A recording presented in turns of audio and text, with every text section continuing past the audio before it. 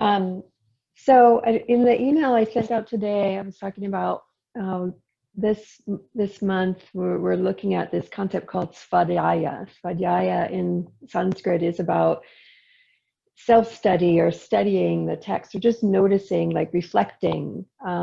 It is often related to also like studying the texts of yoga, but it's also like, even if you're studying the text, you're reflecting on how it affects you and what's going on with your own own experience, your own situation.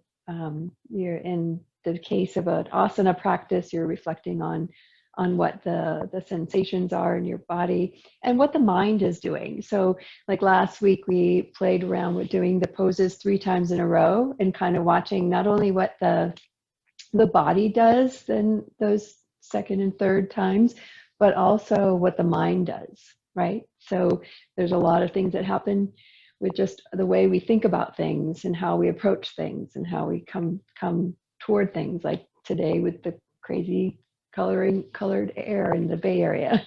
Like, how are we going to approach our day? What's happening? Because our bodies are totally fine. It's the mind that kind of takes over and changes things, right? And then there's all these things that people list, about doing yoga for osteoporosis, and whether you should be doing, twists or forward folding or, back bending even, or headstands or shoulder stands, or all these things. And it really, really, really depends. So Dr. Fishman in his book would have 3 pictures of a pose. And I think I've told some of you this before, that he would have with a standard shape of warrior 2, and then he would have one for someone who had osteopenia and one for someone who had osteoporosis. And he regrets that was in his book. When I took the training with him, he said that was kind of an error on his part. He should never have said, if you have osteopenia, you do it this way. If you have osteoporosis, you do it that way, because it really doesn't depend on the bone mineral density of your bones. It really depends on your practice and whether you've had the experience of doing these poses before, whether you understand the mechanics, whether you're fit or not, or just getting back into it or anything. There's a whole slew of criteria that come into play, whether you should be doing a particular version of a pose or not.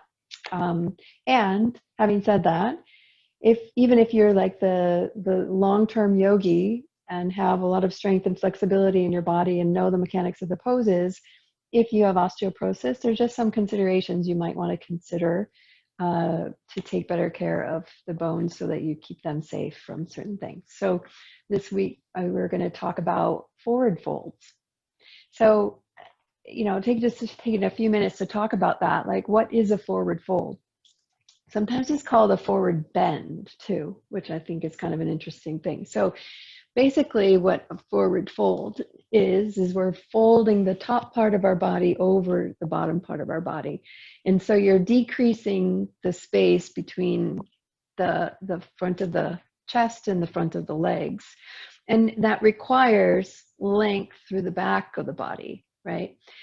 So it could be a standing forward fold like this, or you could be sitting down and folding this way, forward fold. And so what a lot of times what will happen, so what's really at play here is the hips, the femurs and the pelvis are coming over. And the pelvis is coming over the femurs.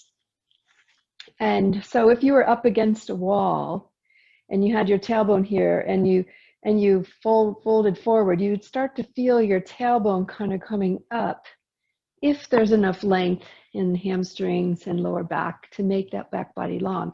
What happens sometimes is the tailbone kind of stays down, so that means the pelvis doesn't roll over, and you start to take the forward fold only in the upper body, and you can see that the spine starts to round, and your forward fold gets a little bit more like a round situation, right?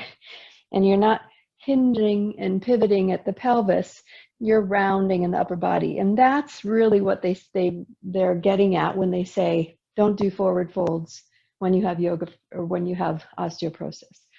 because what's happening is the front of the vertebra, as you round, are falling on top of each other and creating some kind of pressure. And if the bones are sensitive and fragile, that's where the compression fractures can occur, right? So when we do forward folds, we want to always think of lengthening the front body and hinging over at the hips. And then that's where the svadhyaya comes into play, where we would notice what's going on with our lower back, what's going on with our hamstrings, even all the way from our feet, what's going on with our feet. The forward fold actually starts there.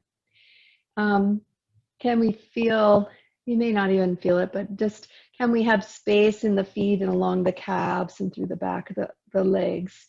And then keeping the spine nice and long, just noticing where the tension is for yourself, right? So in the forward folds, that's all kind of happening at play. So I wanted to begin with that little lesson, like thinking of what's going on with forward folds. So as we play around with the poses today, thinking of what's restricting your torso folding over your legs. Everyone's going to have some different feeling. There could be tissues, there could be a larger chest, a larger belly, larger leg, things are going on with your own body that's going to be reflective in your forward folds. And the only thing we really need to worry about with the yoga for osteoporosis is making sure that the forward fold is happening in the hips and not in the upper back, right? So when they say don't do forward folds, it's like really don't round your upper shoulders is what they're getting at, okay? All right, so, and then sometimes when we're in other poses, and we'll get to this later, sometimes we're in poses where we're not intending to forward fold, but we are. I'll just give you one example because we'll play with this later. Like if we're in triangle pose, it's more, again, a hinge at the hips, and we might be rounding forward. So again, you have to think of long spine and not the collapsing. Okay, enough of a lesson. Okay, I think that this will be like this month is where there'll be a little lesson at the beginning and then the practice so that you can get into the mindset and think about it and then put it into the body, into the practice, right? So the mind and the body come together, the lesson and the practice. And then you have a mindful practice, right?